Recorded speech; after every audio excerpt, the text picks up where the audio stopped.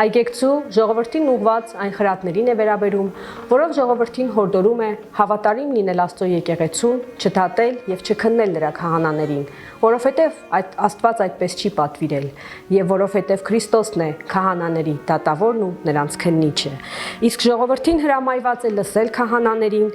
եւ լսել նրանց քարոզներն ու հորդորները, այլ չնայել նրանց գործերին եւ չքննել նրանց։ Եվ պետք է ժողովուրդը եպիսկոպոսներին նայի իբրև Քրիստոսի, իսկ քահանաներին դիտարկի իբրև Աստծո առաքյալներ եւ պատգամաբերներ։ Պետք է գիտակցենք, որ եկեղեցու միջոցով ենք դառնում Աստծո որդիներ եւ դրա շնորհիվ ազատվում չարի կապանքներից եւ պատրանքներից։ Պսակի մկրտության խոստովանության ժամանակ Սուրբ Հոգին քահանայի միջոցով է փոխանցվում մեզ։ Եվ անգամ եթե քահանան հանցավոր լինի, մարդը չէ, որ պետք է դատի նրան, եւ միևնույն է, նրա կատարած խորհուրդներն ընդունելի են Աստծո կողմից, իսկ եթե նա մեղավոր է մարդկանց եւ Աստծո առաջ, ապա Աստված կպատժի եւ կիրակորձի նրա քննությունն ու դատարանը։